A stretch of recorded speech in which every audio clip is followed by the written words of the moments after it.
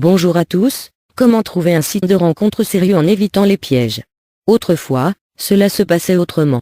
Le face-à-face donnait droit à une analyse plus ou moins correcte de la personne qui était face de soi. Mais pourquoi parler d'autrefois, quand il est possible aujourd'hui d'avoir de multiples face-à-face virtuels? La seule contrainte c'est justement le fait que ce soit virtuel. Il n'est pas encore possible de nos jours de savoir qui est derrière certains profils. Ce voile opaque devrait pousser toute personne inscrite sur un site de rencontre non pas à la méfiance, mais à une grande prudence. D'après une enquête menée par une agence matrimoniale, la plupart des sites de rencontre seraient un ramassis de pervers, menteurs, phallocrates et autres arnaqueurs. Ce qu'il y a de mauvais dans cette analyse c'est que les mots soient mis seulement au masculin. Ce serait hypocrite de penser que les femmes ne trichent pas ou qu'elles seraient moins dangereuses. Dans un pays où 15 millions de célibataires se cherchent, il est certain que beaucoup d'entre eux s'inscrivent dans plusieurs sites de rencontres.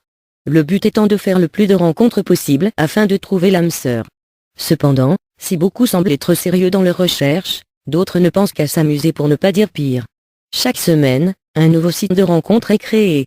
Il en existe plus de 2000 actifs en France. Pourtant, plus de 90% de ces sites ne jouissent pas d'une bonne renommée. Mensonges, arnaques, abus de confiance font l'ordinaire de ces sites internet. La cause en est très simple. Le webmaster ou la société dont dépend le site ne procède jamais à la vérification des informations transmises par les internautes. Cela permet la floraison de milliers de faux profils et donc, hélas, parfois, à quelques problèmes.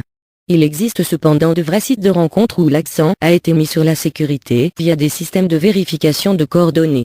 Cela les rend plus fiables certes, mais il faudra toujours respecter quelques conseils pour éviter les mauvaises surprises.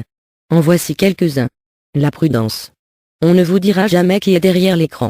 Il se peut que ce qui vous a attiré en lisant le profil d'une personne soit totalement faux. Ne faites jamais d'analyse rapide en visualisant une photo. La patience. Gardez-vous de donner un jugement hâtif. Il vous faudra multiplier les échanges par mail, voire même passer des heures à chatter avant de savoir si le courant passe concrètement. Ne passez à la rencontre officielle qu'après avoir posé tâter du terrain. Toutefois si vous n'aimez pas écrire pendant des heures, vous pouvez rencontrer la personne dans un contexte de prise de connaissance, de préférence l'après-midi plutôt que le soir. La sérénité. Même si la première rencontre est un désastre, ce qui peut arriver à tout le monde, ne baissez pas les bras.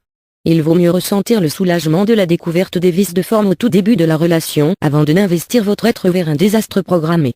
Le mystère. Il est nécessaire de dire la vérité, mais pas toute la vérité. Dites en peu et ne dévoilez rien de votre personne que vous ne pourriez regretter par la suite. Ne racontez pas votre vie. Si vous sentez que le fluide fonctionne, vous aurez tout le temps d'échanger vos photos par la suite et de vous ouvrir un peu plus. N'oubliez pas, pour vivre heureux, il faut vivre caché. L'intelligence. Aujourd'hui, les réseaux sociaux font largement office de système de rencontres virtuelles. Ils nous offrent une opportunité, tous les jours, de faire de nouvelles rencontres tout aussi virtuelles. S'il faut aussi jouer de prudence à ce niveau, on pourrait dire que c'est un très bon terrain de jeu pour apprendre toutes les subtilités d'échange pour trouver sa moitié. Enfin, pensez bien que les contes de fées ne sont pas pour tout le monde et qu'il vous faudra penser à faire de vraies rencontres en poussant un peu le destin chaque jour en vous obligeant à aller vers l'autre.